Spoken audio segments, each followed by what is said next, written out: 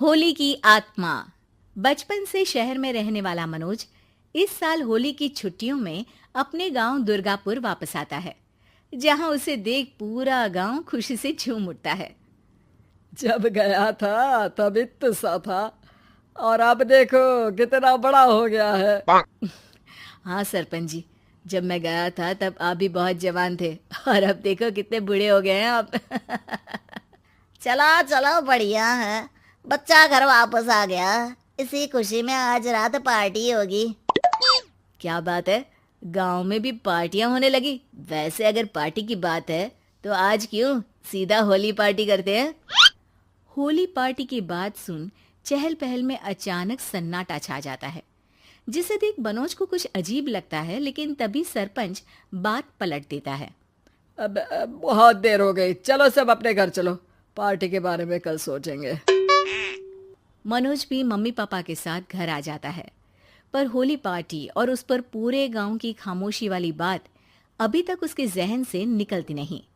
पापा, होली पार्टी की बात पर सब चुप क्यों हो गए थे? अरे होगी उनकी कोई अपनी बात।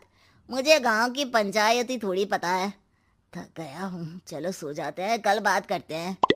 पापा की बात मानते हुए मनोज भी सोने चला जाता है। आज तो छुपा लिया, लेकिन हफ्ते बाद जब होली का दिन आएगा तब इसे कैसे रोकोगे?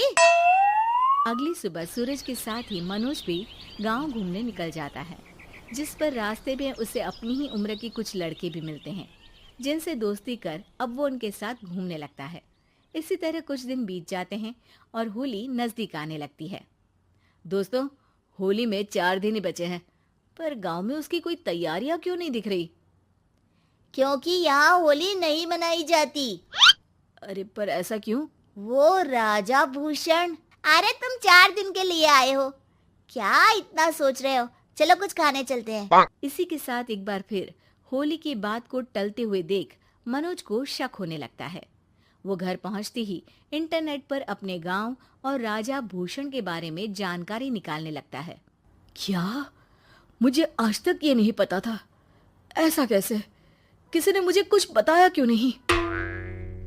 सारी जानकारी लेने के बाद मनोज गांव वालों या अपने मम्मी पापा से कुछ पूछे बिना खुद ही उसकी सच्चाई के बारे में छानबीन करने लगता है, जिसके चलते वो राजा भूषण की हवेली में पहुंचता है। वाह, क्या हवेली है यार।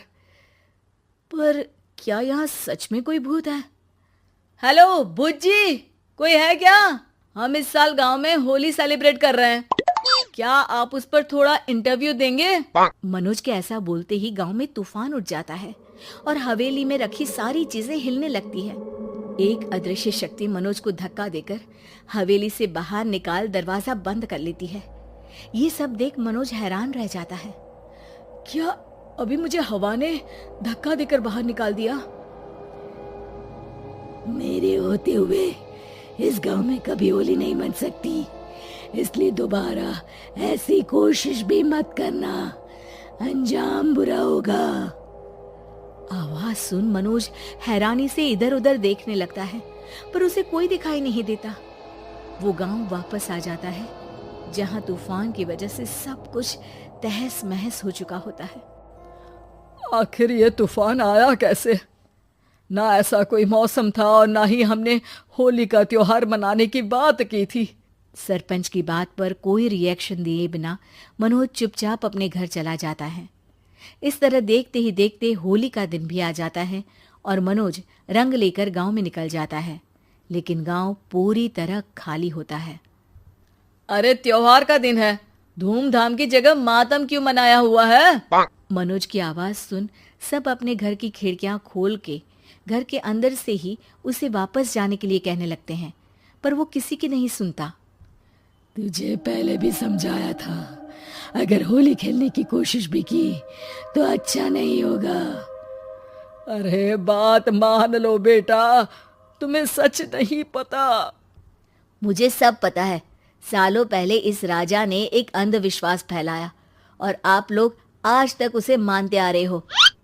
अरे बेटा, जब तुम पैदा भी नहीं हुए थे उससे भी बहुत पहले से इस गांव पर होली का श्राप है। अगर गांव में होली का त्योहार मनाया जाता है तो प्रलय आना पक्की बात होती है। राजा भूषण इस सब में नहीं मानते थे और त्योहार मनाने लगे, जिसके चलते होली वाले ही दिन पहले उनके बेटे की और फिर उनकी मृत्यु हो गई। तभी से गांव की रक्षा के लिए उनकी आत्मा उस हवेली में रह रही है। सबकी बातें सुन मनोज उलझन में पड़ जाता है। सोचना भी मत मनोज, अगर तुमने इस परंपरा को तोड़ने की कोशिश भी की तो उसका परिणाम इस गांव और गांव के लोगों के लिए अच्छा नहीं होगा। मुझे भी यकीन नहीं हो रहा कि आप लोग एक बेतुकी बात को मानकर सालों से रंगों के त्योहार को मातम की तरह मनाते आ रहे हो। मनोज किसी की कोई बात ना मानते हुए पूरे गांव में रंग बिखेर देता है, जिसके तुरंत बाद वहां तूफान के साथ बिजलियां गरजने लगती है। अचानक मौसम में ऐसा बदलाव देख जहां मनोज कंफ्यूजन में आ जाता है, वहीं गांव वाले डर से सहम जाते हैं।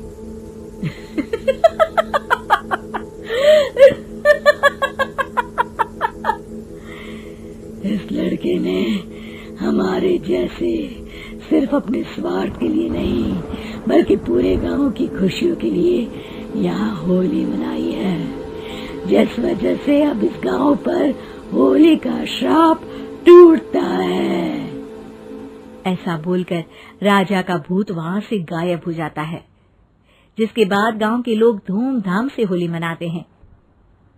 खुशियों के रंग गांव में बिखरे ही होते हैं कि अगली सुबह अचानक मनोज कहीं गायब हो जाता है और एक बार फिर गांव में होली का नया राज शुरू हो जाता है।